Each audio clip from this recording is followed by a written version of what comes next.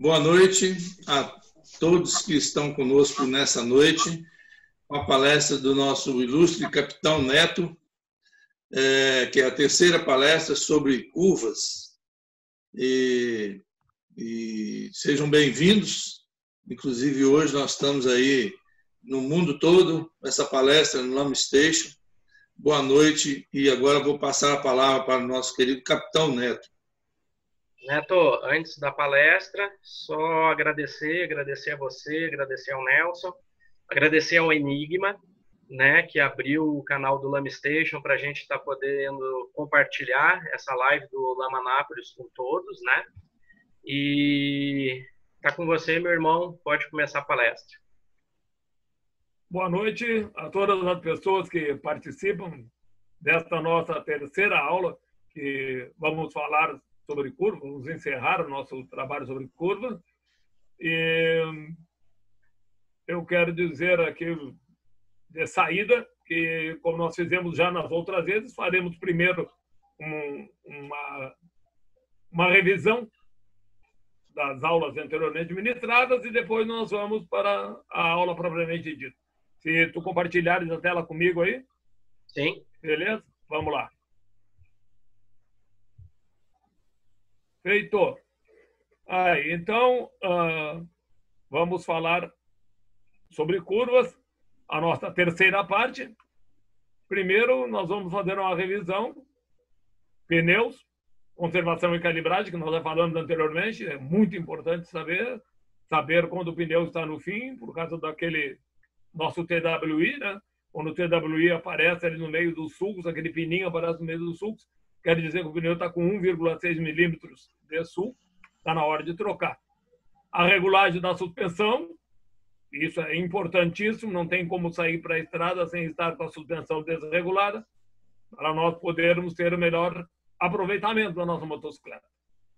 O olhar, que estabelece o traçado para a nossa curva, e este olhar ele é um só, não pode ser alternado, né?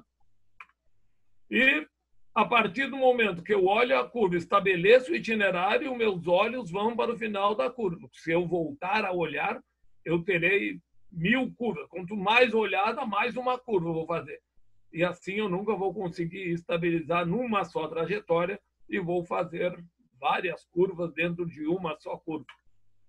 Ainda mostrei aos senhores lá como olham as pessoas normais. Então eu tenho a nossa esquerda uma curva normal, e à direita, o olhar do piloto.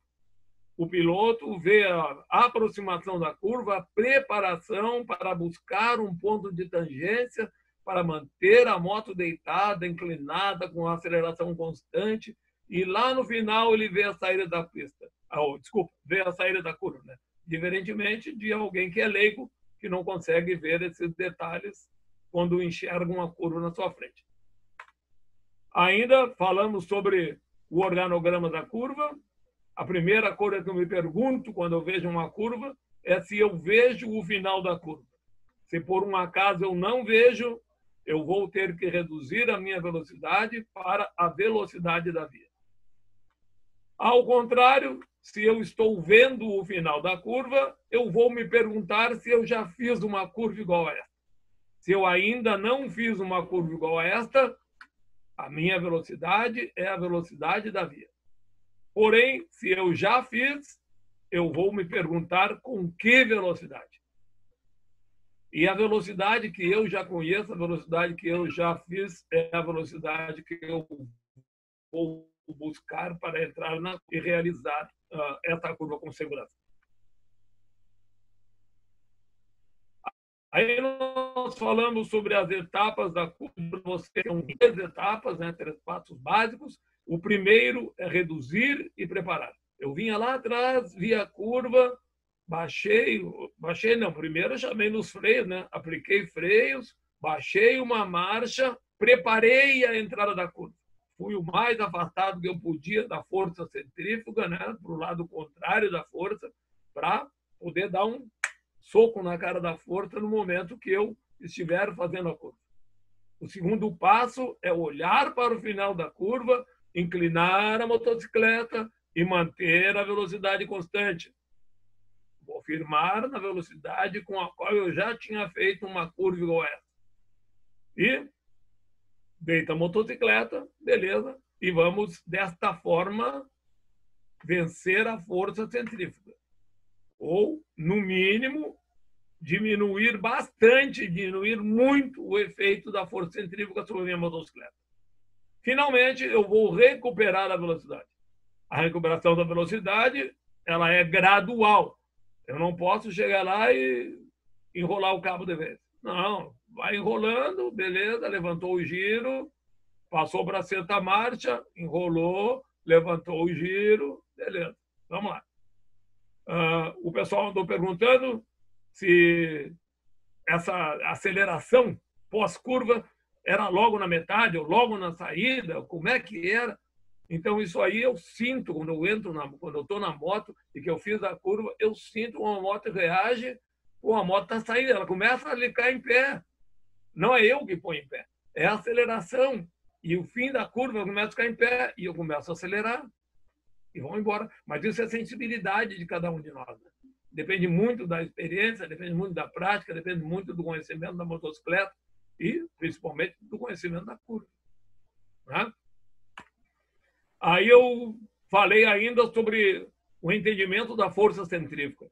E eu disse que nas curvas para a direita, a força centrífuga empurra a moto para a esquerda e nos bota na contramão. Contramão é sinal de colisão frontal. Colisão frontal somam-se as velocidades. Eu vinha a 80, o cidadão a 40 e nós colidimos a 120. Então, é a pior colisão possível. Né? E eu tenho que estar atento a isso para evitar esse tipo de problema. Quando a curva é à esquerda, eu venho da curva à esquerda, a força centrífuga me empurra para fora da pista. Eu vou para o acostamento. Né?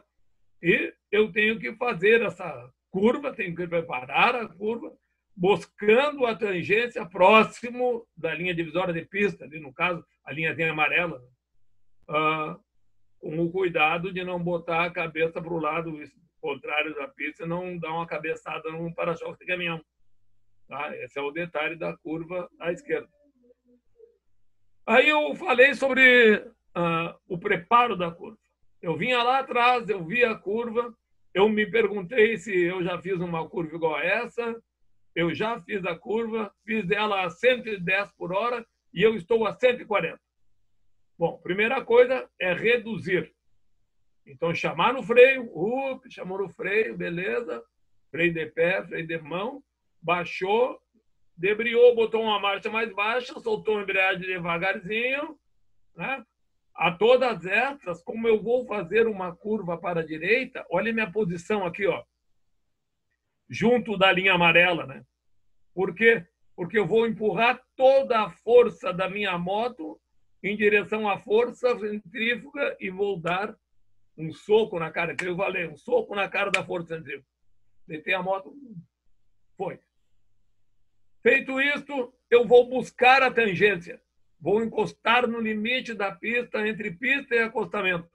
Ali a moto está deitadinha, eu deitadinho também, mantendo a velocidade constante. Se era 110 lá na entrada, eu entrei a 110, continua mantendo o olhar lá no final da curva, vai fazer uma curva só. Buscou a aderência, beleza, buscou a tangência, desculpa, beleza, entrou na curva, você foi. Quando estiver saindo da curva, a gente sente, a moto começa a querer ficar em pé, está na hora de retomar a velocidade. Aciona o acelerador, o contagiro vai lá em cima, passa a marcha, aciona o acelerador e o contagiro vai lá para cima de novo. Vamos embora, bora andar. Tá? Então, este é o controle da nossa curva. Falamos sobre os tipos de curva, curvas de alta, que a moto está tão inclinada quanto o corpo, deitei a moto, deitei o corpo, beleza? Falei sobre curvas de baixa, onde a moto está mais inclinada que o corpo, eu estou em pé e eu empurro a moto para baixo. E isso acontece na rua, quando eu estou no fluxo urbano, no trânsito urbano, que eu quero ultrapassar por um veículo, um automóvel, e eu manobro no meio dos carros, eu empurro a moto. Ou quando tem um buraco na pista e eu quero sair fora do buraco, eu empurro a moto e busco, só empurro a moto e eu fico em pé. Aí ela vira, vai lá embaixo, eu puxo ela de volta. Show de bola. E ainda tem a questão do curva com piso escorregadio, onde eu vou tirar a bunda do banco, vou inclinar para fora da moto e vou deixar a moto em pé. Quando eu deixo a moto em pé, o pneu tem uma maior área de contato com o solo, tem maior aderência, maior atrito, fica mais firme e mesmo que o solo não seja tão bom, eu consigo fazer a curva. Mas eu saio do banco, eu me inclino na moto, certo? A moto fica em pé e eu faço assim, eu me inclino. Ou a moto fica em pé e eu me inclino. Tá? Esse é o detalhe da curva com piso escorregadio. Vamos adiante. Aí iniciamos a aula de hoje e nós vamos falar sobre condição da pista. A pista ela tem que apresentar atrito para o meu pneu, né? E tem que possibilitar a aderência. E quando eu estou andando numa pista, em qualquer lugar, se for asfalto principalmente, e o meu pneu faz isso é sinal que tem um atrito muito bom. Tem atrito bom, tem aderência, tudo que eu precisava. Agora, se o som do pneu é... né? Parece ali uma cobra preparando o bote ali, né? Beleza. Isso quer dizer que o asfalto é muito liso. Qualquer água, qualquer chuvinha, qualquer coisa vai me propiciar uma boa derrapagem. Né? Esses trechos de estrada eu tenho que decorar. Se eu uso muito, se eu passo muito tempo por aí, tem que saber. E observar também o tipo de material que tem a cobertura na estrada, né? Se ela é asfáltico ou concreto, e qual a conservação que tem. Não adianta ser uma pista de asfalto sem conservação. O asfalto borou, solta a pedrinha, eu caio. O concreto quebra e eu caio, eu dou com o pneu numa diferença de alguns centímetros de altura de uma placa para outra. Também é perigoso, né? Aí eu olho no nosso Código de Trânsito e ele diz que em área rural eu tenho 2 tipos de via. 2 tipos. Uma se chama estrada e a estrada, desculpa, e a estrada eu consigo andar a 60 km por hora. Estrada é aquela que não tem cobertura, que nós chamamos de estrada de chão. Né? Velocidade máxima na estrada, segundo o manual, segundo o código, 60 por hora. E tem rodovias, onde a velocidade máxima no Brasil é 110. Na Alemanha não existe máxima. Né? Mas a nossa aqui é 110. E mesmo assim, nem sempre é 110. Depende do que eu estou vendo, depende de como a estrada responde e principalmente da conservação da via. Né? Se a via não me oferece segurança, se a via não me oferece conservação, se o asfalto não é bom, se o concreto não é bom, não adianta a placa me liberar para 110, que não tem como andar. E aí eu digo para vocês que rodovia não é autódromo. Qualquer erro de traçado numa rodovia vai me levar para a contramão, vai acabar em colisão frontal, ou botar na valeta. Errou o traçado, é valeta ou contramão. Nas curvas, muito, muito cuidado. Principalmente quando a estrada está encaixotadinha, assim, um paredão aqui, outro paredão ali. Aí eu venho no meio dos dois paredões e quero acelerar a moto e tal, e eu acho que chegando bem para a direita, numa curva para a direita, eu estou coberto. Mas não, tia. Bem para a direita tem uma coisa, se for lomba acima, tem uma coisa chamada terceira pista. E terceira pista não é para nós motocicletas, terceira pista é para caminhão. Lá o caminhão deixou cair areia, deixou cair água, deixou cair óleo, deixou cair prego, parafuso, brita, tudo que tiver direito, derramou na pista. Aí eu entro com a minha moto ali e me acidento. Ou entro com a minha moto ali, enrolo o cabo e logo numa curva bem fechada, enrola o cabo, na frente tem um caminhão virando roda, porque está com excesso de peso. Não consegue andar, ele está a 40 e eu estou a 140. Vou fazer uma colisão traseira terrível, né? Não vou escapar. Então nós temos que ter muito cuidado.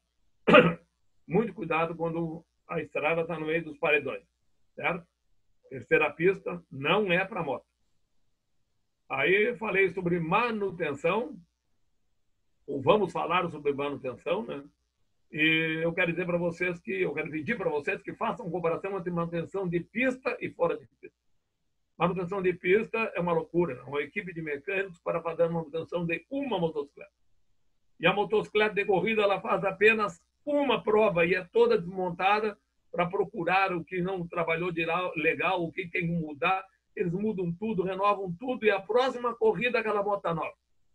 E a nossa moto não. Ela tem revisões periódicas. Quantos carimbos de revisão tem o manual do seu manual do proprietário, da sua motocicleta? Quantos carimbos? Então, a revisão na nossa moto é feita por quilometragem, né, tia? A revisão na pista é feita ali o dia inteiro, cada vez que ele parar no box tem revisão. E eu não, eu vou depender de uma revisão, confiar no mecânico e na quilometragem que ele me propôs, porque o fabricante disse para mim que seria seguro. Qual o estado de conservação dos seus pneus? Seus pneus estão bons? Você verificou? Está na calibragem correta? O TWI ainda não está aparecendo? Qual a profundidade dos sulcos? Né? Isso eu tenho que estar interessado, isso eu tenho que estar me cobrando, me perguntando, né? Porque tudo isso vai redundar na minha segurança, vai redundar em vida. Então, temos que aprimorar a nossa manutenção antes de nos arriscar.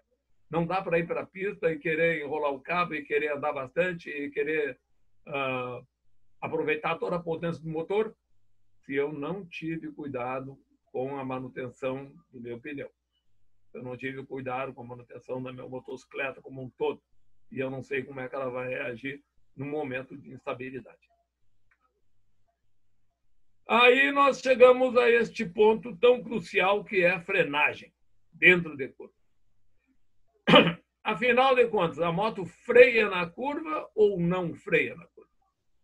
Eu me lembro lá que na segunda palestra, meu amigo Tenente André, lá do BOI, falou que moto freava na curva, quando eu tinha dito que não freava. E realmente a moto freia na curva. Eu não gosto de falar isso. Eu não falo isso quando a gente está dentro de uma sala de aula falando com gente que anda pouco de motocicleta. Frear na curva é para quem trabalha motocicleta, para quem pratica esse esporte, ou para quem já tem uma experiência muito larga na condução da motocicleta. Né? Aí, experiência é 46. 46, beleza. Curva se faz com velocidade constante. Gente. A gente olha antes, faz o traçado da curva, imaginamos o traçado, nossos olhos olham lá para o final e a gente entra. A velocidade é constante, não tem frenagem. Vamos dizer que, de repente, o cara se perdeu. Está lá no meio da curva e foi obrigado a frear. Os pilotos dão uma beliscadinha no freio dianteiro. É pequenininho assim, ó. Bota os dois dedinhos. uma beliscadinha no dianteiro. E ela se apruma. Eu vou frear de traseira, não vai adiantar, porque na traseira, na hora que eu entrei na curva, que eu reduzi, que eu freiei e reduzi para entrar na curva, a traseira já está alta. A pressão do pneu traseiro sobre o solo é mínima. Certo? Quem está segurando tudo é a dianteira. Por isso ele freia na dianteira, de levinho, para ela não sair de dianteira. Fiz o tangenciamento necessário. Eu não venci a força centrífuga. Aí eu sou obrigado a frear. E essa freadinha tem que ser algo muito sensível, muito, como é que eu vou dizer para vocês, mínimo. Os grandes corredores, como é o caso do meu amigo Valentino, chama o freio dianteiro. Por quê? Porque ele entrou na curva deitado, ela afundou. E quando ele beliscar, vai afundar mais. Não adianta frear de traseira, tem que frear de dianteira. Aí ele dá aquela beliscadinha só de leve e ela entra, beleza, do jeito que ele quer. Não é o traseiro que freia. A traseira já está perdida há muito tempo. Quando eu estou na curva, a traseira já está perdendo muito tempo, porque ela já está em pé. Eu já venho reduzindo, quando eu reduzo, o peso vai para a dianteira. Aí eu pergunto para os senhores quantas horas por dia e quantos dias por semana treina o Valentino Rossi. Ou o Alexandre Barros, que a gente nossa aqui, pô, brasileiro, gente boa. O meu amigo Portalupe lá, que me ensinou a andar em velocidade. Esses caras treinam todo dia. 8 horas é coisa que trabalha quem é escravo, né? Mas quem faz o que gosta, por amor, por paixão, 10 horas é pouco em cima da moto o dia inteiro, enquanto tiver autódromo aberto, enquanto deixar ele correr, está correndo. E aí eu tenho uma pergunta final para todos. O que nós queremos com a nossa motocicleta? Quando nós vamos para a estrada? Nós queremos a velocidade? Queremos o passeio? Queremos ser felizes? Queremos ir e voltar? Né? Todos irão e todos voltarão. Eu gosto muito da abertura do filme We Were Heroes, né? Fomos heróis. Quando o coronel diz: iremos todos juntos e voltaremos todos juntos. Isso é passeio de moto, pô. Isso não é filme de soldado. Isso é passeio de moto. Vamos todos juntos. Vamos voltar todo mundo junto numa boa, sorrindo, feliz, legal. Show de bola. E aí, vamos falar das novidades agora. Para justificar ali toda essa questão de frenagem em curva. Então, hoje em dia, a maioria das motocicletas mais novas, 2020, 2019, a última série 2019 e 2020, elas apresentam controle de tração. Tem motocicletas 2018 que já tinha controle de tração, né? BMW, umas outras tinham controle de tração. O controle de tração é um computador que distribui potência para a motocicleta de uma maneira crescente ou de uma maneira decrescente, para que ela não saia de traseira. Né? Aí nós formamos um casamento perfeito aí com o ABS e o controle de tração. 2 aparelhos distintos. O ABS controla a frenagem, para que eu não chame no freio e cante pneu. E o controle de tração impede que a roda da motocicleta perca a aderência, perca a tração, né? E saia da pista, no sentido lateral. Como é que funciona esse controle de tração? Controle de tração são 2 sensores, um na roda dianteira e um na roda traseira. Esses sensores informam 250 vezes por minuto ao computador qual a velocidade que as rodas estão desenvolvendo. Então, quando a velocidade da roda traseira aumenta em relação à dianteira, o controle de tração vai cortar a carga lá na bobina de alta para que ele diminua a potência da motocicleta. Aí as velocidades se emparelham, né? Os giros se emparelham e a moto deixa derrapar. Ela dá uma derrapadinha, mas já volta porque é consertada pelo controle de tração. E aí nós temos uma coisa chamada módulos de pilotagem. Esses módulos de pilotagem, hoje em dia, estão muito aperfeiçoados. E os módulos de pilotagem, eles têm botões no guidão, com várias posições, né? E tem lá uma central que controla essa distribuição de potência dentro da forma como eu resolvi andar. Então, os mais simplesinhos, que tem 3 posições ali, que é a posição padrão, chuva, e lá a posição desligada. Quando eu desligo, é uma questão de braço, né? Vou andar com esse troço como andava meu avô. Beleza, show de bola. Eu gosto. Tem muita gente que gosta. Quando eu ligo ele no padrão, todo o movimento da moto é controlado pela central. Quando a central sente qualquer coisa, estanca, diminui a faísca, o motor baixa a potência e a moto deixa de andar em alta velocidade. Se ele sentir que deu algum probleminha, algum deslize, por um momento a moto perdeu essa simetria entre roda dianteira e roda traseira, ele corta. Fala, Antônio. Quando o Antônio chega pertinho da câmera, eu tremo.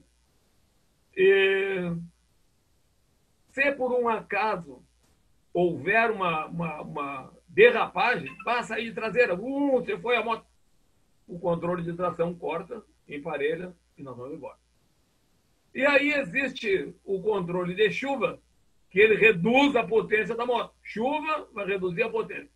Se a minha moto tinha 1.600 cilindradas, na hora da chuva, ela vai baixar ali para 1.200. Não vai andar, né, velho?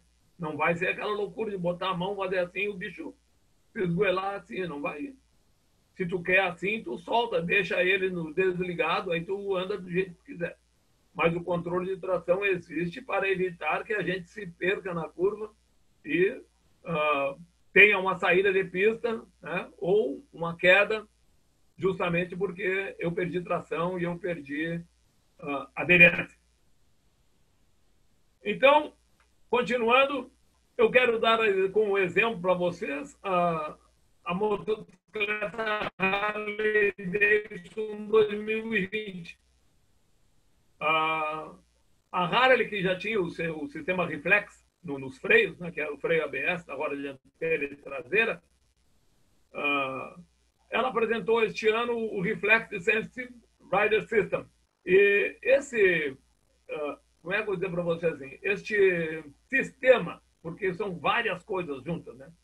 Ele apresenta controle de tração normal e tem controle de tração nas curvas.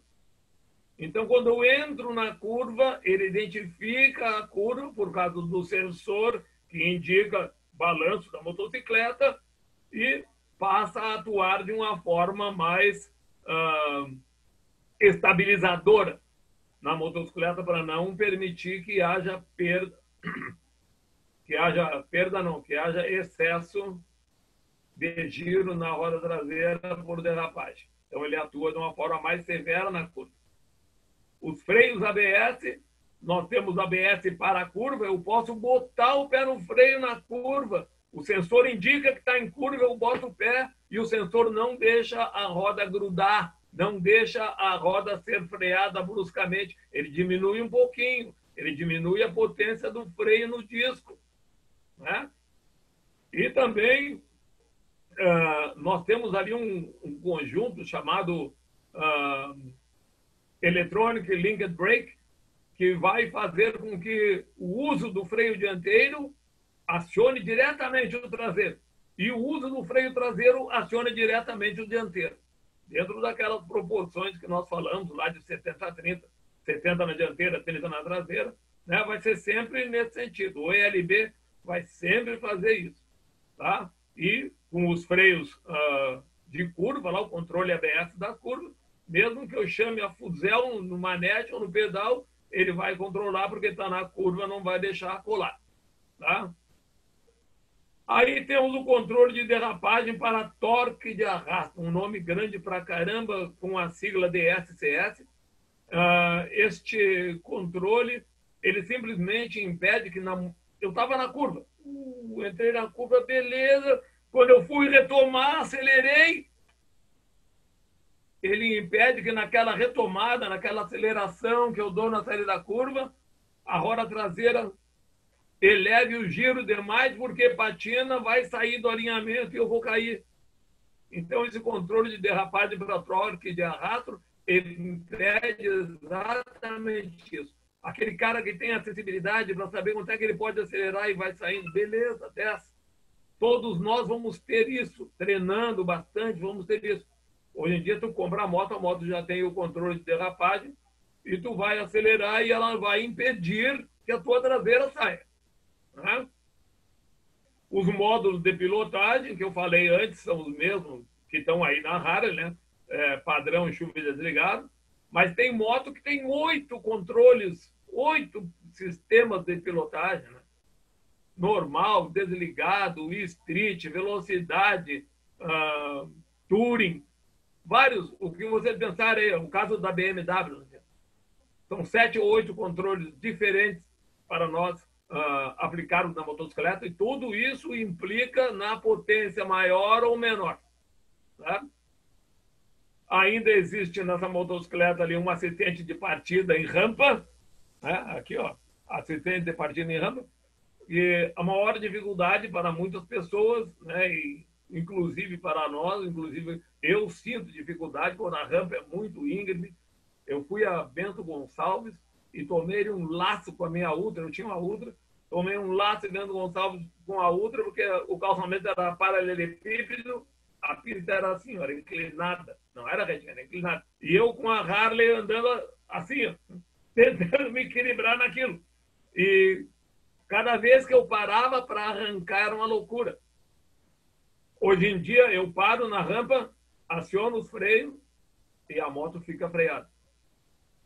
Aí eu espero, passou o trânsito, legal, posso arrancar, debrio, boto uma primeira, quando eu botei uma primeira, que eu acelerar e soltar a embreagem, ela solta o freio e eu vou embora. É como se fosse um freio, digamos assim, um freio de estacionamento, um freio de parada, uma coisa bastante útil para não deixar a moto correr para trás. E ela só não pode... A empresa diz, a Harley diz que só não pode ser entendido como freio de estacionamento. Ele só é usado nessa situação para arrancada. Freou, debriou, botou primeira, no que tu acelerar, soltou, todo mundo vai embora. E a moto ainda apresenta um monitoramento da pressão dos pneus, TPMS. Este monitoramento, quando eu viro a chave, aparece no painel a pressão do pneu dianteiro e a pressão do pneu traseiro. Se eu estiver rodando e a pressão do pneu estiver aquém do previsto, vai acender a lâmpadazinha amarela no painel e vai aparecer a pressão. Né? Isso é segurança, porque se eu estando com a pressão correta, eu tenho o melhor uso, a melhor segurança, posso fazer o melhor emprego da minha motocicleta. Fora da pressão, vou ter problema. Aí nós voltamos lá para a segunda aula, onde o meu amigo Portalupe me disse que para andar na chuva ele tira 3 libras do pneu em pista, em alta velocidade. Tira 3 libras de cada pneu e a moto segura mais, gruda mais no chão e anda melhor. Então é um macete, né, que é usado em pista, com certeza é útil para nós também na rodovia. Choveu, 3 libras a menos, só 3. 1, 2, 3, né? Beleza? Show de bola. Vamos adiante. Aí eu quero concluir essa questão aí, falando que eu já falei da outra vez a respeito do 01, né? Meu amigo Vinícius, que falou para nós lá que o grande segredo é treinar, treinar, treinar, sempre treinar. Nós nunca estaremos completamente prontos, nem completamente isentos do treinamento. Treinamento é uma coisa que se faz periodicamente. Sem treinamento não se vai a lugar nenhum. Em 2005, eu fui na Honda, em Indaiatuba, fazer o curso lá na escola da Honda, no CETH. E aí um instrutor tinha lá, montou um ACG, chaveou o guidão, bateu o arranque, botou uma primeira e ficou em roda, assim, ó, o guidão chaveado. Quem vai? Eu digo eu. Montei na moto, virei arranque. Eu quase fiz uma volta. Quase fiz uma volta. Então, o cara treina o dia inteiro, né? Tinha 8 horas por dia treinando. E eu cheguei lá cru e queria dar a volta. É óbvio que não ia conseguir. Eu sabia disso, mas ficou a dúvida lá. Vamos ver, vamos ver. Então, a questão é treinar, treinar, treinar, sempre treinar. Quanto mais nós treinarmos, mais intimidade nós teremos com a nossa moto. E isso é muito importante, né? Conhecer a moto, ter intimidade com ela, é importantíssimo. Então, aí eu falei sobre conhecimento, e eu digo para vocês que o conhecimento ele pode ser teórico, pega o papel lá e estuda, vê o livrinho, tá. Pode ser prático, vamos para a pista e vamos rodar, ou pode ser empírico. Aí o empírico eu vou lá com Otto von Bismarck, o homem que unificou a Alemanha, lá de 1815 a 1898, cidadão viveu hoje. E ele disse uma coisa muito linda: os tolos dizem que aprendem com seus próprios erros. Eu prefiro aprender com o erro dos outros. Então, se eu tenho que aprender alguma coisa, eu vou falar com quem já fez, com quem tem noção, que vai me ensinar. E não me arriscar a sair para a rua, fazer e me machucar. Né? O melhor conhecimento ainda é a aliança teórico-prática, ainda é. Tá? De vez em quando, por motivos alheios à nossa vontade, somos obrigados a aprender de forma empírica. Mas o legal mesmo é teórico-prático. Tá? Aí eu falei sobre intimidade. Intimidade é mais de 50% da capacidade do bom desempenho. Eu conheço minha moto e eu me conheço. Eu sei o que a minha moto faz, eu sei o que eu tenho que fazer com ela, eu sei quando acelerar, eu sei como é que ela freia. Se eu tirar a mão do acelerador e estiver a 80 km por hora em quinta marcha, ela vai parar em 112 metros, eu tenho certeza disso. Show de bola. Eu aprendo a conhecer minha moto. Ou se eu tiver a 150 e tirar a mão do acelerador, mesmo em sexta marcha, ela vai diminuir para 110, assim, ó. Eu vou andar 80 metros, ela está em 110. Opa! Para mim é importante saber isso. E quanto mais eu ando, maior a intimidade com a moto, né? Maior o conhecimento da moto e maior o meu conhecimento.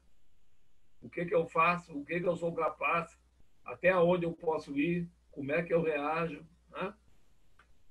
Esse tempo de convivência com a moto, né, é extremamente importante. Eu já falei da outra vez, vou falar agora hoje de novo. Moto a gente compra para andar com ela por muitos anos, é quase um casamento. Né? Trocar de moto não me dá essa intimidade. Não me dá a oportunidade de conhecer a minha moto. Eu preciso conhecer. Tá? E conhecendo, é só vivendo junto com ela há muito tempo. Senão, não vou chegar a conhecer. Né? E aí eu troco de moto. Pô, troquei a moto, comprei uma moto nova. Cuidado. Quando eu tiro a moto da oficina, o pneu está cheio de silicone. Nos primeiros 100 quilômetros, vamos rodar devagarzinho, né? Fazendo curvas, beleza, show, devagarzinho, sem acelerar. Até porque eu não posso dar ali laço com a moto nova, né? Tem um limite de giros, né? E vou andar com ela devagarzinho, procurando fazer zigue-zague para comer o silicone dos dois lados, beleza. Depois de 100 km, eu já posso andar, já posso fazer curvas, já posso deitar a moto, porque o silicone se foi. E aí, nos primeiros 1000 quilômetros, eu vou me dedicar a conhecer a moto. Depois dos 1000 quilômetros, eu posso fazer festa, mas antes não. Antes eu quero fazer uma curva que eu sempre fiz a 140, mas eu vou entrar ali a 90 para ver o que ela vai fazer. É nova. Vou dar ali um laço, vou chamar nos freios, ver como é que ela coca. Tem que parar, né? Engraçado. Vou passar a marcha, vou reduzir, vou acelerar e vou reduzir para ver como é que ela reage. Até eu me acostumar com essa motocicleta e até eu poder dizer, ó, esta moto é minha. É minha quando eu me relaciono com ela de uma forma perfeita Eu conheço a moto e a moto me conhece. Eu reajo e ela responde. Né? Aí é minha. Enquanto não nós chegarmos nessa simbiose, não posso dizer que ela é minha. Certo? Vamos adiante. Limites. Todos nós temos limites. Né? A moto tem possibilidades e tem limitações. O piloto tem possibilidades e limitações. Tem coisas que nós ainda não conseguimos fazer. Precisamos treinar mais para poder fazer. Né?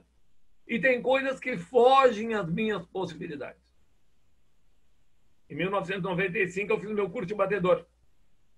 E eu tinha um colega, ele montava na moto, gente, na hora de fazer as oficinas de obstáculo, prova de oficina de cone ali, manobra, o cara parava a moto, ele ficava montado na moto e olhava, vou para lá, vou para cá, virava o guidão, ia devagarzinho assim, ó, tá de brincadeira. Ele ia virando rota devagarzinho e fazia as pistas, tudo. Nunca derrubou um cone, nunca fez nada, fazia o troço, mais uma maravilha. Passava na tábua de equilíbrio bem devagarzinho, e eu tinha que passar na tábua de equilíbrio com mais aceleração. Eu olhava lá para o fim, acelerava e passava. Ele vinha bem devagarzinho e ia embora. Aí chegou o dia de ir para o autódromo e fazer velocidade. A minha Harley era uma 72. 95, a minha Harley era 72. Estava velhinha, estava judiada. E acelerava, né? E não tinha tempo para fazer isso. E eu entrei na pista, fiz uma primeira volta, o instrutor nos levou a fazer a primeira volta a 60 por hora, fizemos a segunda a 80, aí a terceira era a 100, ele diz, agora é 100 por hora, ele deu o laço e nós saímos atrás, fez um desesperado. Bom, e agora vocês treinem para fazer a melhor curva, que vocês têm 12 minutos para fazer a curva. Tarumã tem 3.600 metros de pista. Tem 12 minutos. Mas 12 minutos para moto esportiva, né, tia? E não para moto de trabalho. Ele andava numa CB, uma DX 450. E eu numa Harley 1200. Aí eu dei a primeira volta, enrolando o cabo, ele também. Quando nós chegamos na terceira volta, quando eu cheguei, ele estava na minha frente. E quando eu cheguei na curva do laço lá em Tarumã, ele estava parado. Digo, velho, daí o que houve? Não vou mais, velho. Digo, o quê? Não vou mais. Mas como, cara? Vamos lá. Não, velho, eu não vou mais. Não é para mim. Eu vou embora. Ele chegou no limite dele. Ele não queria mais. E ele estava certo. O que adiantava ele empurrar o limite dele só por birra, só por teimosia, só porque ia ganhar um brevet? Ele não quis. Ele preferiu a vida. E preferiu certo, corretamente. Então, todos nós temos limites, né? Mas tem coisas, inclusive, que fogem das minhas possibilidades. Então, eu digo para vocês que eu preciso me conhecer melhor. Cada vez que eu subir na moto, eu estou aprendendo. Cada dia que eu subir na moto, eu estou aprendendo. E quanto mais eu aprender, quanto mais eu me conhecer, mais eu vou ter que aprender. Isso não para nunca, né? A vida é assim, né? E nós, diga aí, meu amigo Antunes, somos eternos aprendizes. Né? Não vai mudar nunca isso. Não vai mudar nunca isso. Com certeza. Encerrando, então, senhores, eu quero dizer que, tendo a noção de que todos nós temos limites, inclusive a nossa motocicleta, é preciso saber reconhecer esses limites e não ultrapassá-los, sob pena de grandes perdas. Tá? Esse é o grande ensinamento de tudo que a gente viu, desde a frenagem, falando em curvas, é isso. Não ultrapassar limites. Quando a gente faz isso, arrisca muito. Vamos partir para as perguntas, meu amigo. Vamos embora, capitão. Só antes de eu abrir as perguntas, só avisar os irmãos que nós estamos via LamiStation com participação de Cuba, Peru, Estados Unidos, Colômbia e Colômbia. Só. Irmãos, eu vou abrir aqui os microfones. Na verdade, eu vou abrir para vocês poderem abrir os microfones. Quem tiver pergunta, vai poder abrir seus microfones, tá? Eu vou desativar o som agora, só um minutinho, Neto, que para você também vai... Mas o seu já habilita aí.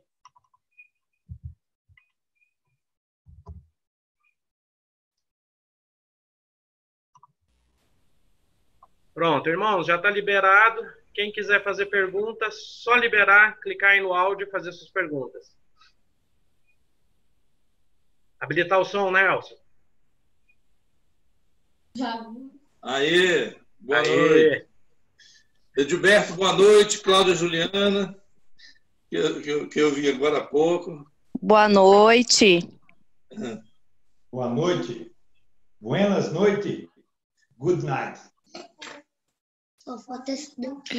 Antunes, a gente tem presente aqui na live o Pepe de Rivera. Então, esqueceu de mencionar Rivera. Não, eu falei no Lamstation aqui, eu nem consegui olhar, Cláudia, desculpa. Abraço, Pepe. Saludos a tia Azuli. Bem-vindo. Gracias, Claudia, gracias. Un beso grande nuestro, de mío y de Zuli. Un beso para todos. Um beijo. Pessoal, então, aberto para as perguntas. Quem tem a primeira pergunta, quem não estiver fazendo pergunta, por favor, fechar o áudio, tá? Gostaria de fazer uma pergunta para o capitão. Pode ir lá, meu irmão. Capitão, em uma curva de raio longo, eu entrando nela numa velocidade de 160 km por hora. Eu não gosto muito de usar os freios mecânicos, eu gosto de usar mais o freio motor, com as reduções. Eu estou errado? Tá certo.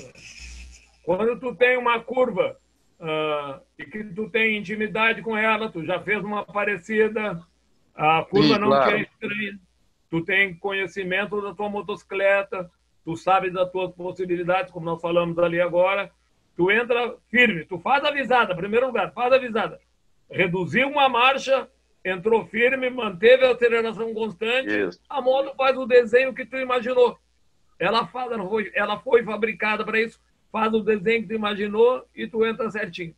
O teu raciocínio está certo e a tua condução muito mais certa ainda. Outra coisa, capitão, na outra aula eu fiquei meio assim em dúvida quando o senhor falou, quando a gente vai fazer a curva para a direita, a gente solta a mão esquerda. Como que eu solto a mão esquerda? Essa direção, ela não vai ser complicada, não? Ela não vai poder me complicar não. eu soltando a mão esquerda? Não. Ou eu não entendi? Tá, eu acho que você não entendeu. O que eu falei para o pessoal é que para nós testarmos a questão do contra-esterço, a maioria não tem conhecimento do que seja contra-esterço. Então, quando nós estivermos pilotando a motocicleta e entrar numa curva para a direita, eu abro a mão direita. E tu vai sentir que o guidão está fazendo pressão na palma da mão. Ah, sim. Ok. Tu tá segurando, tu não está puxando ele para fazer a curva, tu está segurando ele. Ok. Entendeu? Assim é quando faz a curva para a esquerda, mesma coisa. Aí tu abre a mão esquerda, tu vai sentir que o guidão está pressionando a palma e a palma está segurando o guidão. Isso é o contra-esterço, que continuar empurrando vai virar a roda ao contrário e ela vai fazer a curva com mais intensidade, né? Quanto maior a velocidade, maior o contra-esterço. Obrigado, capitão, pela dúvida. Nada. Ok. Capitão, Paulo Teixeira aqui de Porto Alegre. Amigo, me diga uma coisa a respeito do uso na curva de encostar a pedaleira da Harley no chão. Quando ela começa a raspar, eu entendo que esse é o limite para a curva, ou eu já passei do limite? Quando ela começar a raspar, é porque tu ultrapassou o limite, né? O ideal é que ela faça a curva sem encostar a pedaleira. Quando ela encosta a pedaleira, tu dá uma aliviada, ela tira a pedaleira do chão. A pedaleira tem um ferro muito grosso ali embaixo, muito forte, que se ele encosta, ele faz pivô. Né? Eu sei que tem as Harley que é só é só um pedal, tem aquele bico para baixo, né? A minha, como é com plataforma, existe uma flexibilidade ali. A questão é, o que eu não consegui ainda pegar é que me parece que quando toca, mal raspa a pedaleira, o pneu ainda tem borracha para pegar no chão. Tem muita coisa no chão. Não sei se essa é a minha impressão ou se realmente quando raspou de leve, ainda que de leve a pedaleira, o pneu já está no limite. Não. Quando tu encosta a pedaleira no chão, que ela começa a raspar, ela está plena na curva, entendeu? O pneu está beleza, está fazendo curva legal. Só que a pedaleira vai te dar um arrasto naquele lado que encostou, né? Então tu tem que aliviar um pouco. Os antigos diziam que a gente andava com os pés para fora na pedaleira. E quando a ponta do pé encostava, a ponta do pé encosta antes da pedaleira. Certo? Isso. Então eu aprendi no meu curso de batedor, lá os antigos andavam com os pés assim, né? Fazia a curva, a ponta do pé avisava que estava chegando no limite. Né? Sim. Mas quando raspar a pedaleira, é sinal de que tu estás atingindo o limite, né? Exato. Está na hora de parar, na hora de botar a moto em pé de novo, levantar um centímetro que seja, né? É que a nossa moto são muito baixa. Exatamente. Ok, muito obrigado. Nada. Pessoal, quem mais tem pergunta? Capitão Neto? O Besvaldo. Diga. Falar, irmão.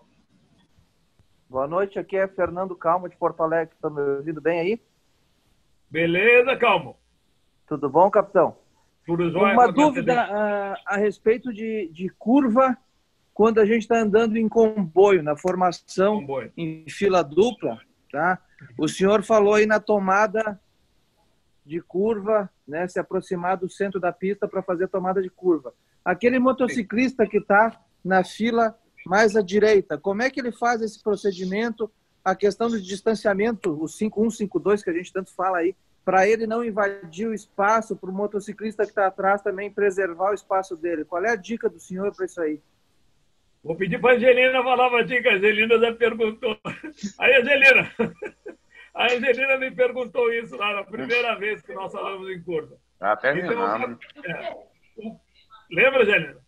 O que acontece é assim, ó. Quando nós andamos em grupo, nós andamos escalonados, né? Então, as nossas motocicletas estão assim, uma na frente e uma atrás. Né?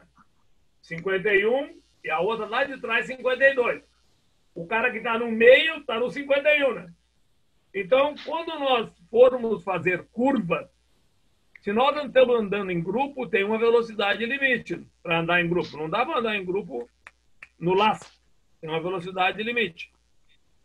Se o líder, lá na frente, o líder sentir que a coisa está muito puxada, ele está a 100 por hora, por exemplo. Ele levanta o dedão, desculpa, o outro dedo. Levanta o dedão, coluna por um. Coluna por um, infiltra a coluna da esquerda na direita, todo mundo faz a curva deitado. Terminou a curva, ele manda lá a coluna por 2. Todo mundo volta a andar. Esse negócio dessa tela é incrível. Todo mundo volta a andar assim, né? Desparelho. Tá? Não vai existir curva em coluna por 2. Curva a milhão em coluna por 2 não vai existir. Isso não é seguro, não tem condições e uma moto vai bater na outra. Certo, Calma? Nós precisamos para isso, fazer treinamentos sobre deslocamento em grupo. O presidente do clube, o organizador da equipe, o cara que juntou os amigos para fazer um passeio, ele tem que ter noção de condução de grupo, né? E explicar para todo mundo isso. Por isso que o grupo tem aquele monte de sinais, sabe? E esses sinais de grupo são internacionais, tia. Pelo menos no ROG, os sinais são vários. Em todo mundo, onde tu for, o sinal do ROG é um só. Com particularidades de cada grupo. Então, o ROG ali em Porto Alegre tem um sinal que lá em São Paulo é feito de outra forma. E quando o Lama sai para uma viagem, o Lama tem sinais que eu Aqui no meu grupo, aqui em Santa Maria, não conheço, porque nós não trabalhamos com ele ainda.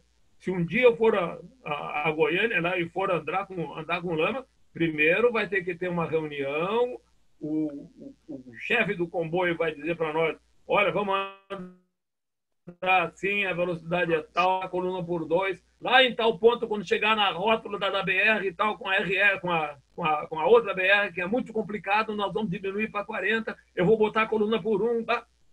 Vai me explicar a viagem ali, meia horinha antes de sair, a gente tem que conversar.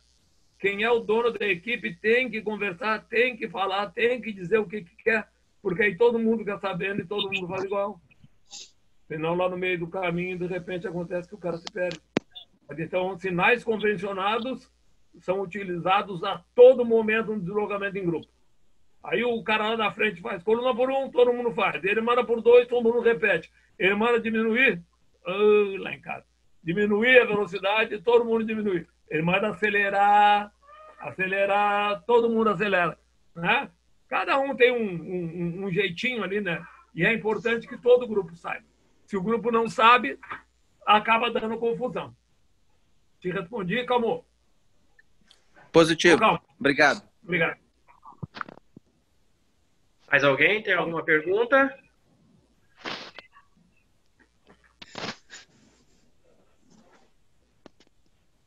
Rapaz, o silêncio é a voz de Deus, minha mãe dizia.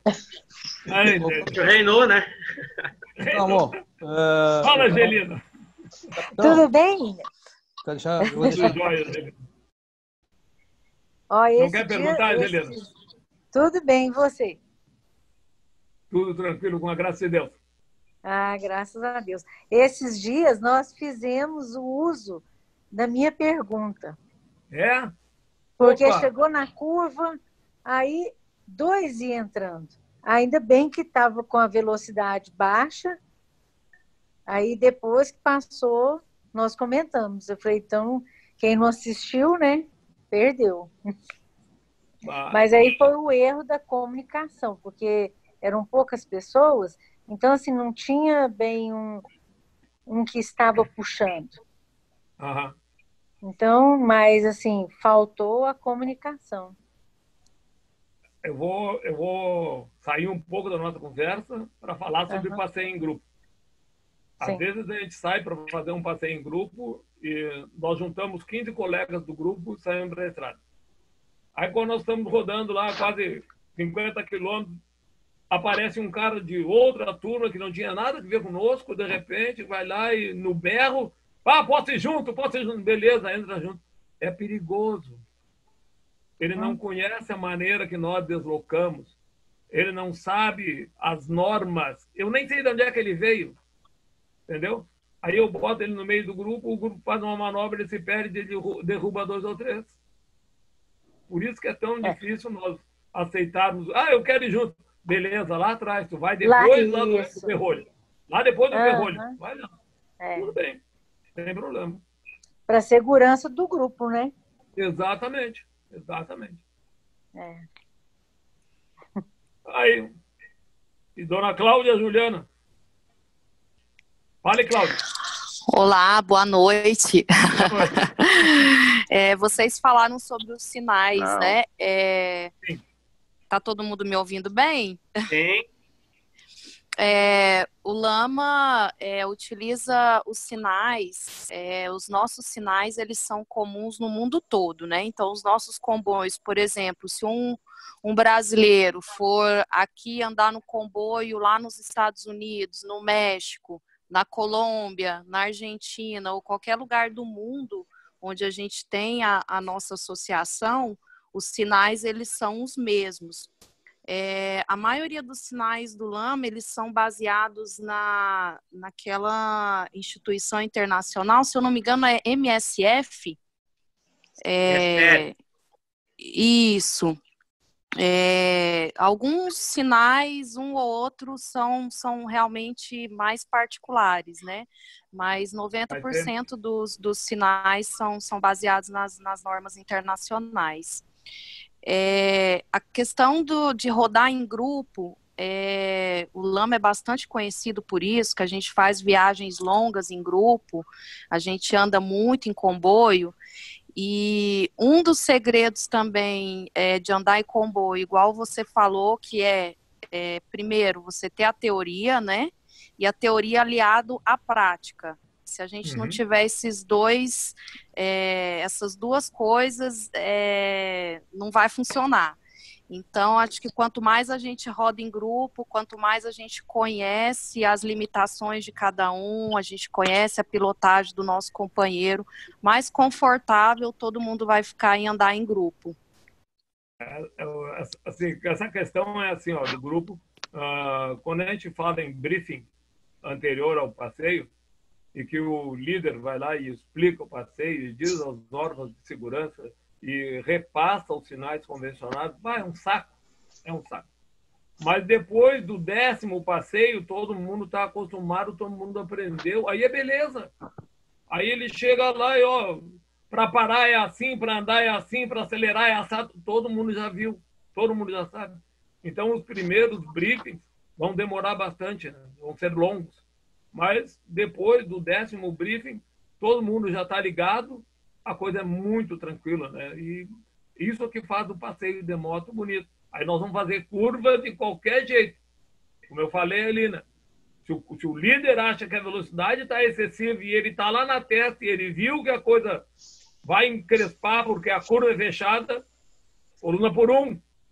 Antes da curva, todo mundo entra coluna por um e nós vamos fazer curva como se estivesse andando sozinho. Só isso. Aí eu procuro tangência, deito, boto minha moto encostadinha. Show de bola. Né? Mas isso depende ali da sensibilidade do líder. Quando a gente sai a andar de motocicleta, a maioria passeia. Agora o líder, o ferrolho, e aqueles caras que cuidam do comboio, que vão lá na frente e voltam, esses caras só trabalham. Tu chegar no final do passeio e dizer, o que tu viu na estrada? Nada. Ele viu moto, viu asfalto, viu o movimento sentido contrário e olhou aqueles dedos apontando, fazendo história. Então, tem que ter alguém trabalhando. Quando eu saio de moto, tem que ter alguém trabalhando. Não tem como fazer passeio de moto com segurança se alguém não estiver trabalhando. E vai estar trabalhando esses detalhes que nós falamos aqui. Sobre controle de frenagem, sobre entrada em curva, sobre inclinação da motocicleta, sobre como melhor aproveitar a sua motocicleta. E nisso o líder está ligado o tempo inteiro. O líder avalia a velocidade na via, o líder avalia a curva, o líder avalia o movimento do sentido contrário, o líder manda reduzir a velocidade, ele pede para frear e sabe que todo mundo vai frear. Quanto mais ele fizer movimento de braço, né? Freia, freia. Quanto mais ligeiro, mais freio o cara vai botar. Agora, se ele fizer assim, devagarzinho, é para diminuir bem pouquinho. E isso a gente vai aprendendo com o tempo. Quanto mais a gente anda, mais a gente aprende. Né, tia? Mas eu não posso cumprir o que diz o líder se eu não sei frear minha motocicleta e se eu não sei fazer curva com a minha motocicleta. O Antunes tem repassado aí os links para as gravações dos nossos trabalhos. Quem não viu frenagem ou que não viu alguma parcela da curva, o Antunes tem aí, pode repassar para todo mundo. E, como eu já falei outras vezes, o meu telefone, o meu endereço de e-mail, o Antunes também pode passar para todo mundo, está à disposição. Nós podemos trocar uma ideia, podemos tirar dúvidas, né? A grande preocupação nossa, tenho certeza aqui que é a preocupação do Nelson também, e do Renato aí, é que nós tenhamos uma condução de motocicleta feliz, com segurança, sem problemas, e que a gente possa sair para passear, e voltar para casa para descansar numa boa, tranquilo. Isso é o que importa, isso é o que conta. E essa é a melhor parte da motocicleta, a felicidade. Aí, meu jovem. Pessoal, mais alguma pergunta? Boa noite a todos. Uma dúvida aqui, tudo bem? São Paulo, tudo bem? Eu queria perguntar, bom, primeiro, parabéns ao Capitão Neto, a apresentação excelente, parabéns à iniciativa aí do Lama também. eu queria saber onde que eu posso encontrar esse conteúdo, porque eu fico com vontade aqui de poder repassar para os meus companheiros aí de passeio também, que eu achei excelente conteúdo. Tem algum local que eu possa encontrar, no YouTube, qualquer coisa assim? Tem Por enquanto ainda não. A gente está criando um material para poder começar a postar, mas pode trocar ideia com o Capitão Neto, não sei se tem contato dele. Se não, me manda aqui no chat o seu telefone com DDD, que eu passo via WhatsApp para o Capitão Neto, que ele tem como fazer essa ponte aí. Mas a gente, por enquanto, a gente só está criando conteúdo. Tu é de onde, Clóvis? Clóvis? Ô, Clóvis? Clóvis? Tá fora. Acho que ficou ruim lá o sinal dele. O senhor tem o contato dele, Capitão? Aí.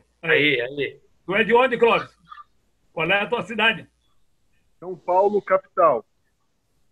Clóvis, você consegue passar aqui no chat o seu telefone do DDD, que tem WhatsApp? Vou botar aqui. Deixa eu botar aqui. Onde é que anda aqui?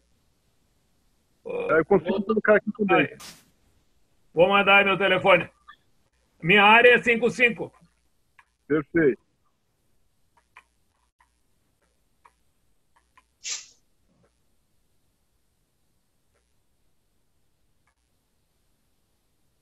Depois eu tenho uma pergunta para fazer para o Capitão Neto aí. Ok. Aí. Oi. Tá aí, Clóvis. Conseguiu ver aí, Clóvis? Viu aí, Clóvis? No chat? Dizem que tirei um print da tela aqui. Maravilha. Muito obrigado, viu, Capitão? Pode contatar o Capitão, tá? Que ele faz esse meio campo aí, Clóvis. Excelente. Alguém chamou aqui dizendo que tinha uma pergunta? Eu chamei aqui, eu queria uma dúvida aí, eu queria tirar com o Capitão Neto, se for possível. Tá. O Caetano. Pode falar, meu irmão. Tudo bem? O Capitão Neto sabe que a gente já treinou junto aí. Eu tenho uma pergunta para fazer para ti, porque normalmente quando a gente sai em grupo fora do ROG, né? Que o ROG é perfeito, é tranquilo, é uma maravilha andar com o ROG. Mas às vezes a gurizada que querem ser, tipo, puxar na frente, ser lá, né? O capitão lá na frente. Tem uma dúvida, porque como normalmente eu fecho, eu gosto mais de fechar e dar segurança para a parte traseira do grupo.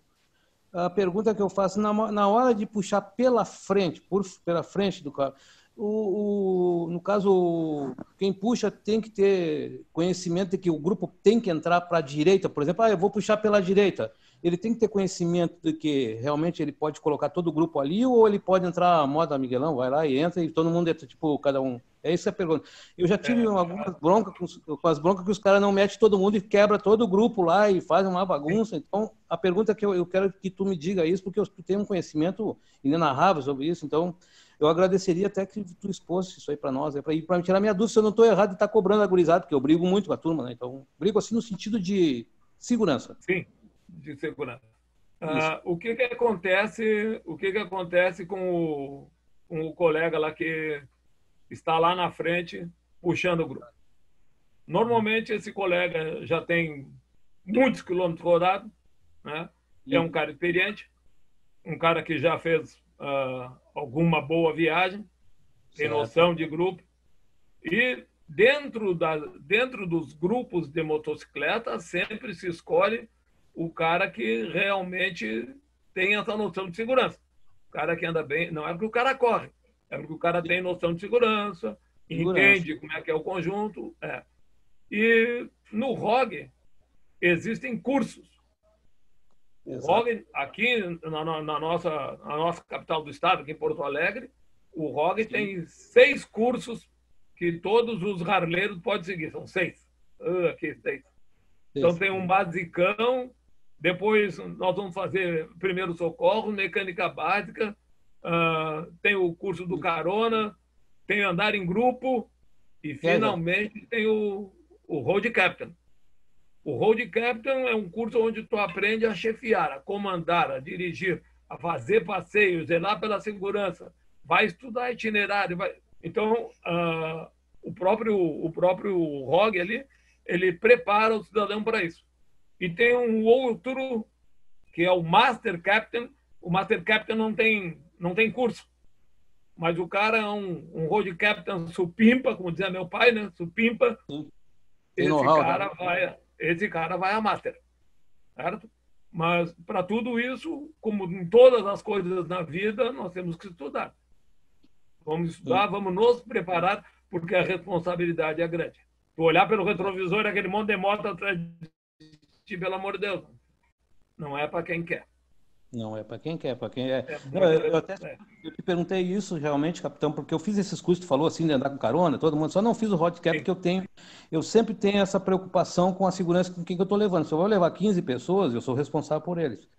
Então, assim, ó, eu acho que tem que ser uma pessoa de muito conhecimento, realmente. Às vezes tem uns aí que, eu vou puxar, mas não é... Só queria que tu tirasse essa dúvida de mim, realmente. Mas te agradeço aí, porque realmente é uma enciclopédia ambulante, né, sobre motociclismo. Então, eu tenho uma grande admiração por ti, por isso. Mas assim, eu queria tirar essa dúvida, porque eu, às vezes, ando e eu discuto isso na hora, pessoal. Não vão para lá e para cá, parece pipoca para lá e para cá. Então, mas claro que não é o grupo do rock que eu estou falando isso aí. E eu sou de Porto Alegre, né? Então, hoje eu estou em Porto Alegre, eu sou de Santa Maria, mas hoje estou em Porto Alegre. Opa! Não, só mudando. Eu sou de Porto Alegre e estou em Santa Maria. Tu é de Santa Maria. É o contrário, me criei perto do 5º e do 7º, então a gente conhece essa área aí. Mas, capitão, assim, eu te agradeço, porque realmente eu queria saber isso aí, porque essa passagem de, eu vou para a direita e puxa ali, corta o grupo, eu fico preocupado com isso, mas não sei qual era o certo. Não. Espera um pouquinho. Como continua a sua agenda? Capitão Neto? Só um minutinho, eu acho que não tinha terminado. Só um minutinho, desculpa. Ivan, na hora que você estava terminando, o seu áudio fechou, meu irmão, desculpa. A gente não ouviu mais. Eu dei uma ativada aqui mas só para agradecer ao capitão Neto pela informação e era a única dúvida que eu tenho, e a gente anda em grupo, né? E essa passagem do cara que está puxando lá na frente, normalmente eu não faço, eu não tirei o curso ainda, mas os outros cursos o capitão até tirei com o capitão Neto. Então, assim, é muito bom, realmente. Mas esse curso eu nunca quis tirar de Rod Capital, justamente porque eu sei da responsabilidade de carregar 15 pessoas com segurança. E sempre quando eu saio também eu digo, olha, vamos sair e vamos voltar junto.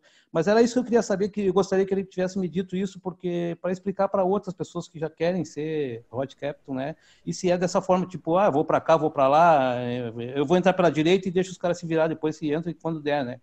Então, eu penso que o grupo é um caminhão, uma carroceria atrás, tem que entrar junto. Entrou a cabine e tem que entrar a carroceria. Se não entrar, não dá para trocar de pista. É só essa dúvida que eu tinha. Ivan, só para colocar, essa palestra do Capitão Neto foi sobre curva. É óbvio que pode tirar a dúvida que for, né? Mas é só para dizer que a gente teve também palestra sobre pilotagem em comboio. Foram 2 módulos. Perdi essa. Se você quiser, deixa seu número aqui no chat também, Ivan. Depois eu converso contigo, tá? Bem-vindo, meu irmão. Obrigado. José, com você agora, meu irmão. Me desculpa. Tá sem som, tem que ativar. Aí. E agora? Beleza. Então, o senhor vai falar alguma coisa sobre pilotagem sobre chuva? É porque que a gente pilotar em um asfalto seco é uma coisa, pilotar sobre chuva é outra completamente diferente. Às vezes a gente está numa viagem, está sequinho, aí vem aquele toró. Você não tem tempo de regular a sua moto para andar na chuva, não é? Qual é a procedência que a gente deva ter para não causar um acidente ou sofrer um acidente? A nossa experiência, né, é a experiência da razão. Choveu, se até para veículo grande é perigoso, nós vamos reduzir a velocidade. Primeira providência, reduzir a velocidade. Né? E, segunda providência, estar muito mais atentos, certo? Cuidar, tem hora que não vai ter que parar, tia. Até veículo grande para quando a chuva o limpador não vê a chuva, o cara para. Então começa a doer a mão, começa a bater água no capacete, a água entra para dentro, dependendo do tamanho da chuva, vai entrar para dentro do capacete. E nós que usamos óculos, eu e o senhor aí, que usamos óculos, a gente sofre muito com chuva, né, tia? Embaça o capacete, embaça o óculos e acabou a pilotagem. Aí eu te digo assim, ó, o que o Portalupe lá, que é motovelocista brasileiro, me ensinou no autódromo no Guaporé, é que ele baixa 3 libras no pneu quando está na chuva. Baixa 3 libras e melhora a aderência e o contato do pneu com a pista. E, obviamente, mesmo na pista, mesmo em velocidade, ele diminui a velocidade. Não tem como nós continuarmos correndo se a pista está molhada. Existe uma série de cuidados. Isso teria que ter uma outra aula, aí o Antunes deve ter, talvez até o Lama já tenha montado aí uma aula sobre andar na chuva. Eu não sei dizer... Não, ainda não. É uma boa sugestão de próxima palestra, capitão. Obrigado, capitão. Né? Rapaz, olha, se tu disser para mim que tem palestra para uma semana, eu tenho conversa para uma semana, velho. Não tem história. Bora! Então, vamos lá, vai. Vamos lá, com você certeza. Tinha uma pergunta? Quem? Não, agora não. Agora não. Oi, eu tenho uma pergunta, Cláudia. Vai lá. Capitão Neto, eu vou dispersar o assunto um pouquinho também. Eu acho que é mais um assunto também para outra palestra. Mas eu tenho muita vontade de ir para o Ushuaia e estou planejando essa viagem e eu sei que lá a gente pega ventos muito fortes. E eu gostaria de saber qual que seria a técnica para vento assim, que eu vi que é acima de 100 km por hora, como que é essa técnica para eu que, por exemplo, sou levinha, né, que acabo sentindo mais o vento? Vento acima de 70 km por hora, a técnica é parar, botar no pezinho, desembarcar e esperar passar. Infelizmente, eu fui ao Ushuaia e o vento é ao constante, né? Nós descemos pela Ruta 3, eu e um colega, e pela Ruta 3 o vento vinha do mar e a gente andava virado para o mar. Quando nós chegamos lá, resolvemos voltar pela 40. Aí o vento vem da cordilheira, aí tu deitava a cordilheira, aí andava assim, né? O outro lado, aí gasta o pneu parelho, senão tu ia gastar de um lado só. O vento na Ruta 3 é um vento, é marítimo, e na Ruta 40 é cordilheira. Mas quando o vento atinge velocidades muito fortes, eu andei com o vento até 60 por hora.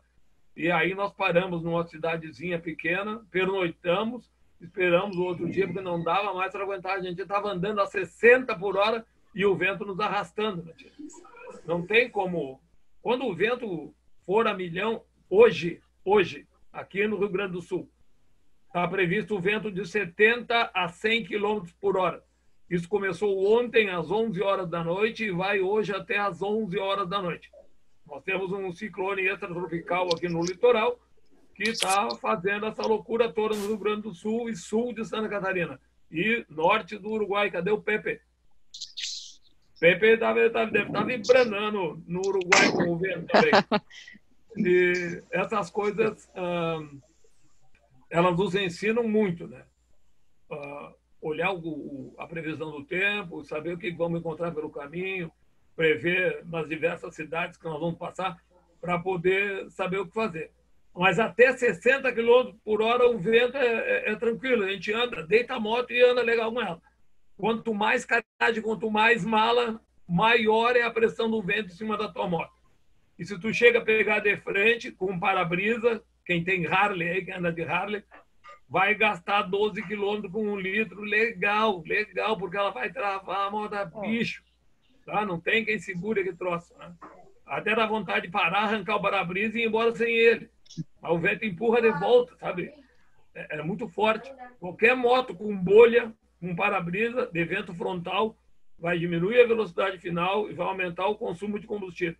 E se o vento for lateral e a moto tiver muitas malas e muito baú, tu vai viver assim, porque o vento vai empurrar o tempo inteiro. E a tua moto é uma 1200, né? Tô vendo aqui. É uma 1250. Tem os baús laterais e o baú traseiro. Estou vendo ali um monte de malinha ali. Não, isso aí e sempre volto com um monte de mala das comprinhas que faço pelo caminho. É preocupante quando nós nos deparamos com um vento de velocidade assim, muito, muito forte, né? E agora 70 por hora, eu digo para ti, 70 por hora para. Encosta, para num posto, bota a moto no cavalete e aguarda essa coisa passar. Não vale a pena. Tá ótimo, obrigada, um abraço. Depois eu vou entrar em contato com você para você me passar umas dicas de lá. Tá, beleza. Obrigada, um abraço. Pessoal, falando nisso de contato, o capitão botou o telefone dele aí no chat. Quem já quiser salvar, já pega aí, já salva, tá? Vocês têm o e-mail dele, que eu passo no começo das palestras todo dia, né? Mas ele deixou o telefone dele aí. Quem quiser chamar ele no WhatsApp, ele deixou o contato dele. Alguém estava chamando para pergunta?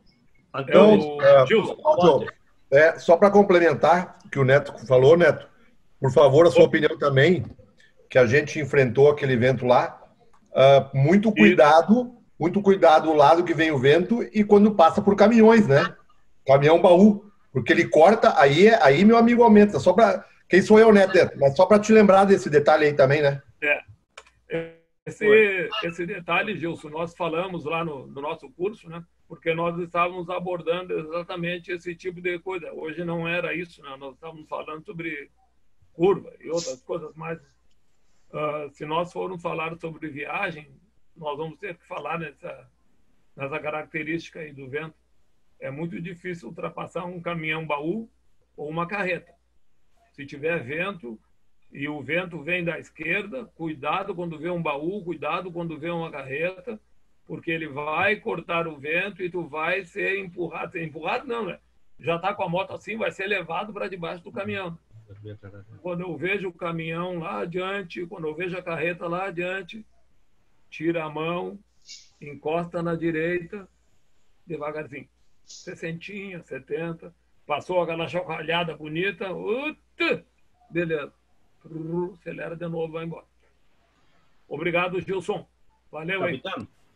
Sim? Imagina. Walter. Algo para aclarar. Nosotros en Estados Unidos tenemos una norma cuando rodamos perto de una tractomula, de un camión, ¿verdad? Sí.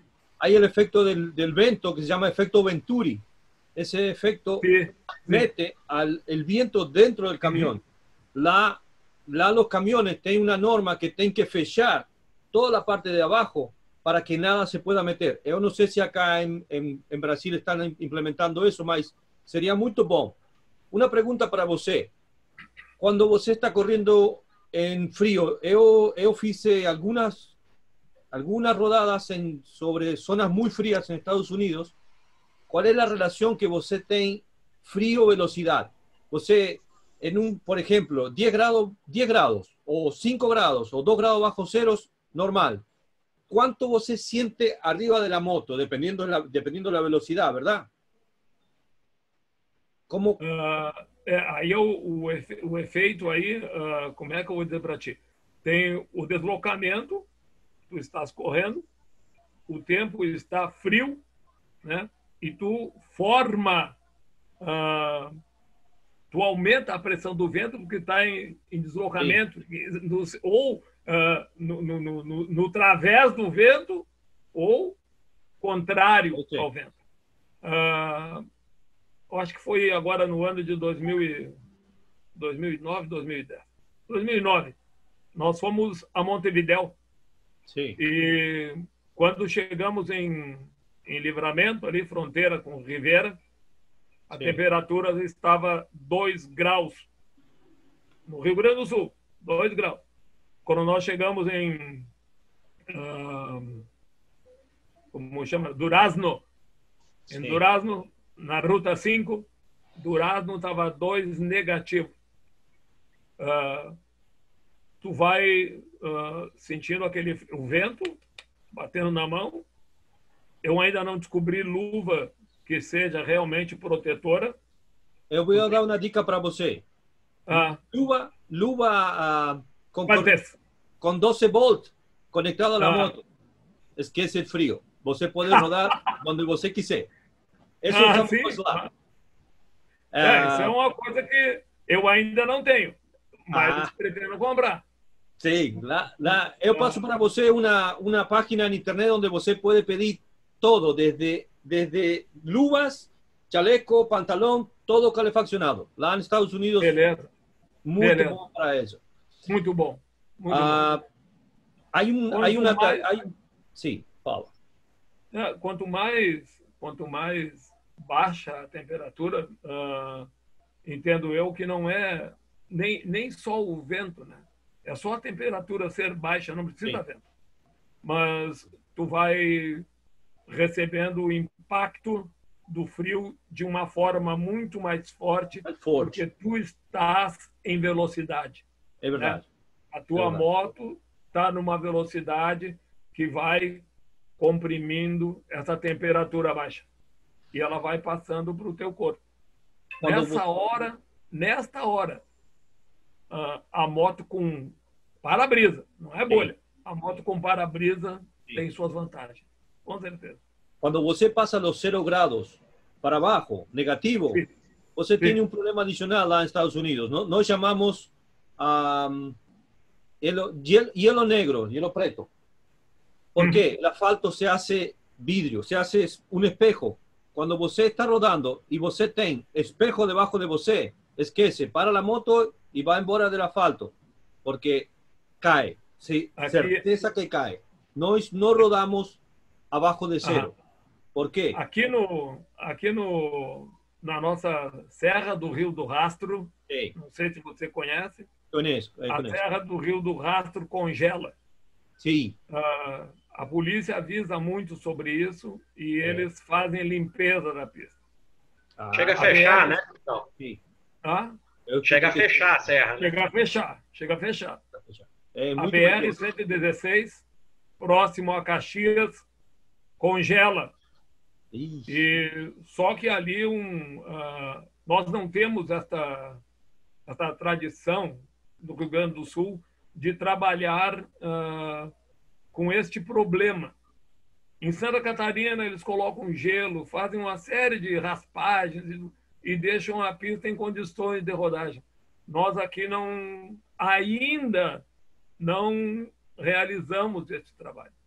E não é só ali em Caxias.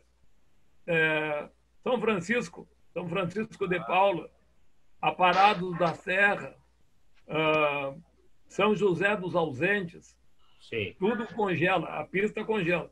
Às vezes tu olha para a montanha e tem aquele pingo de chuva, aquele pingo de gelo, ali tem água congelada em cima da pista. Então tem que estar atento para olhar mais na frente, para ver a montanha, e não existe pingo. Se existir o pingo, tem gelo no asfalto. E gelo no pneu não tem quem segure. Lá no Ushuaia, eu estava parado e passou uma motocicleta por mim com um barulho estranho. Do pneu rodando. Aí eu fui atrás para ver. Ele tinha prego, tinha umas cabeças no pneu, justamente para tracionar nesse... Isso é uma boa. Isso é boa. Lá nos Estados Unidos, no a todas las motos você pode poner prego, mas algunos ponen, y los que no pueden, andan 6 meses y 6 meses la moto se guarda. ¿Por qué? Nevado, hielo, hielo preto, esquece, no puede rodar. Es imposible, no hay jeito de rodar. Pero eu morei 2 anos na Inglaterra. Eu sofri com isso lá. Não conhecia, entrei numa curva para a direita e o carro indo para a esquerda e eu não sabia o que era. Puro gelo. Não pode, você não pilota, não, é muito difícil. Eu não suelo andar, quando baja de 0, paro, no sigo. Prefiero salir después de las 10 de la mañana, cuando el sol pegó el asfalto, y antes de las 5 de la tarde, antes de que baje el sol. Porque si bajó el sol, esquece. Eso es caída segura. Com certeza. Com certeza. Muito obrigado por sua palestra. Eu que agradeço. Fala, pessoal, mais alguma pergunta? Alguém tem mais alguma pergunta para o capitão? Neto, você quer colocar mais alguma coisa, meu irmão? Eu tenho uma pergunta, só que não é um pouco sobre o contexto que está, não. Com relação às palestras atrás, eu pretendo trocar as pastilhas de freio da minha moto, e eu sou mecânico de carro, e carro eu sei que tem um período de assentamento de 300 km por hora, 300 km de rodados, no caso, para assentar as pastilhas. No caso da moto, tem alguma diferença no assentamento ou não seria só rodar um tempo mesmo e está tudo ok? Olha, pela minha experiência, o que eu já andei, quando eu troquei pastilha, eu andei 100 quilômetros e ela respondeu legal, né? Logo de início, quando é nova, é muita coisa diferente, até porque o disco apresenta desgaste e a pastilha tem que se adaptar ao desgaste do disco. Se tu trocares tudo também, trocou disco, bom, tu é mecânico, velho. Trocou disco, trocou pastilha, tu sabe o que vai acontecer. Ela é vidrada, ela é espelhada, ela tem primeiro que se adaptar, né, tia? Ela tem que ser consumida, aquela superfície mais externa, aí depois ela começa a frear legal. Mas eu tenho uma Harley e troquei a pastilha da Harley agora com 80 mil quilômetros e saí da oficina, vim para casa, são 340 quilômetros da oficina até a minha casa. Bah, beleza, chegou aqui tranquilo. Não tive nenhuma diferença com isso. Não que também chamasse no freio com muita violência, ou tivesse que frear com muita violência, né? Vim andando legal, devagarzinho. Mas depois dos 100 quilômetros é normal, né? Fica suave, né? Fica tranquilo. Até tem pastilha que de repente tu vai ver que o desempenho da pastilha, não sei o que tu vai usar, o desempenho da pastilha não é o mesmo da original, né? A gente bota uma pastilha nova, a pastilha faz barulho, quando freia, ou logo no começo, porque encosta, até porque o disco já não está mais aquela beleza. O material é diferente, né? E alinhamento também, né? O disco já não está mais naquele alinhamento perfeitinho, né, tia? Ele já tem uma coisinha assim. Então a nossa pastilha vai acabar fazendo algum barulhinho. Mas eu te digo de experiência própria que 100 quilômetros tá legal. Capitão Neto. Sim. É o seguinte, por experiência própria, eu falo o seguinte, cada vez que for trocar a pastilha de um freio, tem que mandar retificar o disco. Aqui nós falamos aqui no Estádio da Paz. O cara pensa que é coisa de saravá, irmão, né? Mas não é não. É retificar o disco. Por quê? O disco espelhado, quando ele pega a pastilha nova, ele vidra essa pastilha, não é? Então, o disco tem que ficar opaco para criar área de aderência. Isso o Danilo, viu, José? Isso o Danilo ali, que é mecânico, ele sabe disso.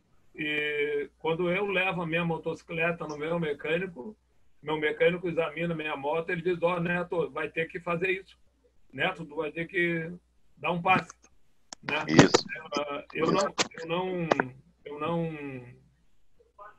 Eu não sei se eu sou burro, mas eu acredito muito no meu mecânico. Não, claro, ele está certíssimo. Tem uma confiança do diabo no alemão. O alemão vai lá e mexe na minha moto e olha, é assim, tem que fazer, tem que trocar, vamos trocar. E ele tem acertado desde zero. Faz 80 mil quilômetros que ele tem acertado a minha moto. É porque o disco cria sulcos, não é? Cria sulcos. E ele espelha também. Então, se você pôr a pastilha nova, ele não vai ter aquela aderência como se tivesse certificado, não é isso? Exatamente. Vai ter menor área de atrito com o disco, né? Ele tem sulco então, para pegar só onde existe a superfície está mais avançada. O que está na parte de funda não pega. Claro.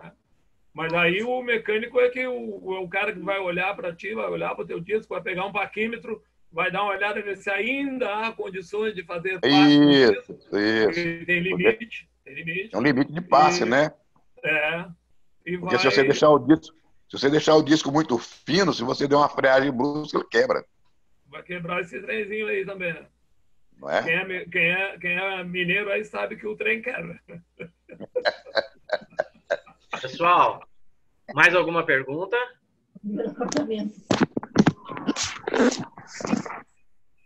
Nelson, você quer falar alguma coisa para o capitão? Para a gente fazer um encerramento? Sim, eu quero agradecer ao capitão Neto por essa terceira palestra sobre curvas, né? E agora nossas palestras vão ser de 2 em 2 semanas, né, Antunes? 15 em 15 dias, 2 em 2. De 2 em 2. E agradecer a todos que compareceram aí hoje também. E para a próxima também, a gente vai estar abrindo o convite aí. E agradecer ao Lama Station, né, que abriu esse canal para a gente hoje. Agradecer a Edilberto, Cláudio Juliano. Edilberto é o presidente do Lama no Brasil e a Cláudia Juliana é vice-presidente do Lama Brasil e vice-presidente do Lama Sul-Americano. Um abraço, boa noite para vocês. Edilberto, com a palavra. Peço desculpa ter chegado atrasado aí nessa palestra, tá? Mas... Edilberto, não estou te ouvindo. Seu som está baixo.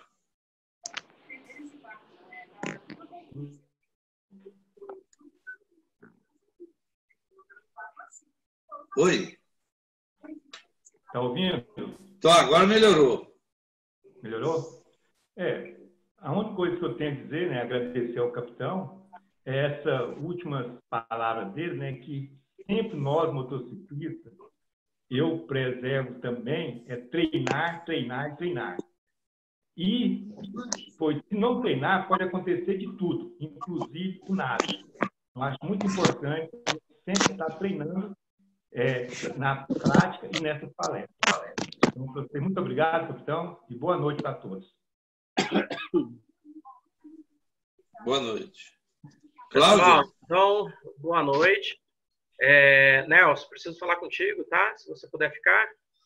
Tá. E o capitão também. Pessoal, boa noite. Eu vou pedir para o Walter, só se ele estiver aí, tá aí, Walter? Aqui estou, Antônio, sim. Beleza. Neto, você quer falar mais alguma coisa?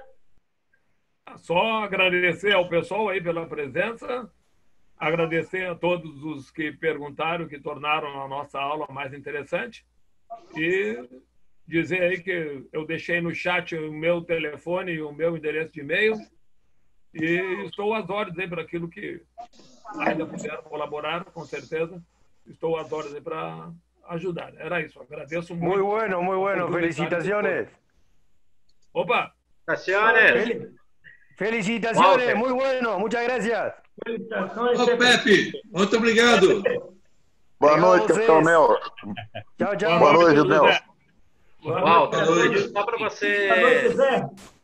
Boa noite. Tudo bom para vocês. Boa noite, Garcia. Boa noite a vocês, então. Eu vou pedir para o Walter fazer uma finalização para eu encerrar o do Lama Station. A gente pode ficar aqui, que lá já está batendo 2 horas já. Walter, só agradecer o povo que estava assistindo e dizer que nas próximas a gente vai estar por lá também com esse canal, tá? Un gusto, ok. De parte de Antunes y aquí de Lama Anápolis, queremos agradecer a todos por haber asistido a estas aulas sobre conducción en curva del Capitán Neto. Es la tercera que él está dando. Vamos a seguir haciendo más live por esta vía. Muchísimas gracias por estar presentes. Estamos todos invitados para las próximas live. Un gusto. Muchas gracias. La 21. Para el 21 de julio, la de Santiago Cardona, ¿verdad? Eso, exacto. El 21 de julio, la próxima live va a ser con Santiago Cardona. Esperamos que todos estén presentes. Ahora que tenemos la presencia de Lama Station, agradecemos también que permitan reproducir esta live ahí. Va a ser un gusto ayudarlos una vez más cuando ustedes lo soliciten. Gracias, Antunes. Muchas gracias, Lama Brasil y a Lama Anápolis por dejarme ayudar. Buenas noches. Buenas noches. Buenas noches. Chao.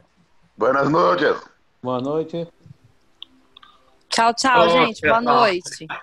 Boa noite. Podia encerrar lá que estava aberto. Pessoal, boa noite. Obrigado. Obrigado pela participação, todos que estavam aqui conosco, continuam convidados, tá? Nós só vamos ter um espaço maior, porque com o tempo foi caindo o número de participantes, né? E hoje a gente tinha 40 e pouquinhos, mas fora quem estava assistindo pelo LamiStation, mas eu acho que vai ser mais benéfico para a gente fazer de 15 em 15 dias, né? O Lama Nápoles, a diretoria, o Nelson também achou melhor. E a gente, então, a nossa próxima não é semana que vem, e sim dia 21, terça-feira da última semana, tá? O que está fazendo em cima? Pessoal, obrigado. Grande abraço, boa noite a todos. Vou dar aquele boa noite de todo mundo. Eu vou pedir só para o Nelson e para o Neto ficar aí com a gente. E até mais, pessoal. Boa noite. Valeu, obrigado aí. Valeu, boa noite, irmandade. Boa noite, irmão. Valeu, família lá, irmão. Boa noite. Boa noite.